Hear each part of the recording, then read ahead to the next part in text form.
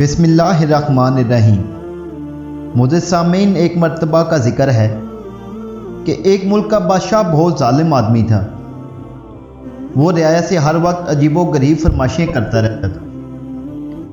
اس کی عوام اور خاص طور پر اس کا ایک وزیر اس سے بہت تنگ تھا۔ وزیر ایک نیک دل اور عقل مند انسان تھا، جس کی وجہ سے ملک کے حالات کافی بہتر تھے۔ ایک دن بادشاہ کو ایک عجیب و غریب خواہش سوجی۔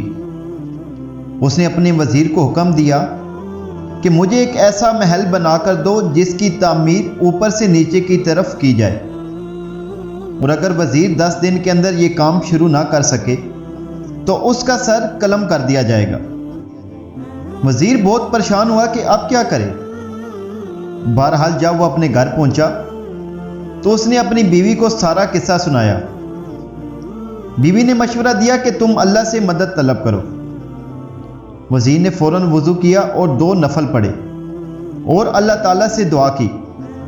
دعا کرتے کرتے وزیر کو نیند آ گئی اور خواب میں دیکھتا ہے کہ وہ ایک جنگل میں جا رہا ہے کہ اس کو کوئی چمکتی ہوئی چیز ملتی ہے، جسے لے کر وہ بادشاہ کو دے دیتا ہے اور بادشاہ بہت خوش ہوتا ہے۔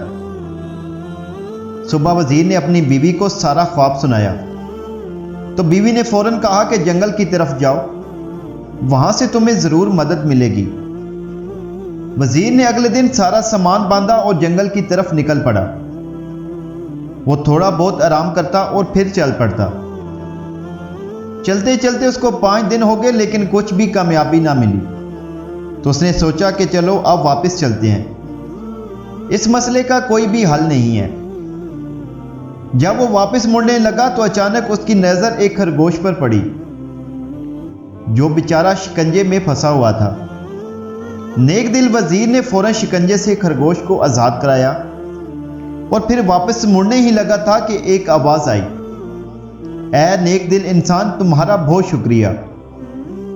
وزیر حیرت سے مڑا تو کیا دیکھتا ہے کہ ایک چھوٹا سا بونا کھڑا ہے۔ وزیر کے پوچھنے پر اس نے بتایا کہ اس کو ایک جادوگر نے خرگوش میں بدل دیا تھا۔ شکنجہ کھولتے ہی جادوگر کا اثر زائل ہو گیا۔ وزیر نے اسے اپنی مشکل بتائی تو بونے نے اسے اپنے ساتھ چلنے کو کہا۔ چلتے چلتے وہ وزیر کو ایک غار کے پاس لے آیا اور اسے اندر جانے کو کہا۔ وزیر اندر گیا تو دیکھا کہ اندر ایک بزرگ عبادت کر رہے ہیں۔ وزیر نے انہیں سلام کیا اور اپنی مشکل بتائی۔ بزرگ مسکرائے اور کہا، بیٹا کوئی مسئلہ نہیں، اور ساتھ ہی وزیر کو ایک طوطا دیا کہ اس کو اپنے ساتھ لے جاؤ، یہ تمہاری مدد کرے گا۔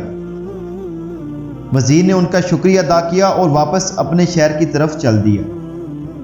اپنے گھر جا کر اس نے اپنی بیوی کو سارا ماجرا سنایا، اور اگلے دن وہ بادشاہ کے محل گیا اور بادشاہ کو کہا، آپ میرے ساتھ چلیں اور دیکھیں میں کیسے اوپر سے نیچے کی طرف محل تعمیر کرتا ہوں۔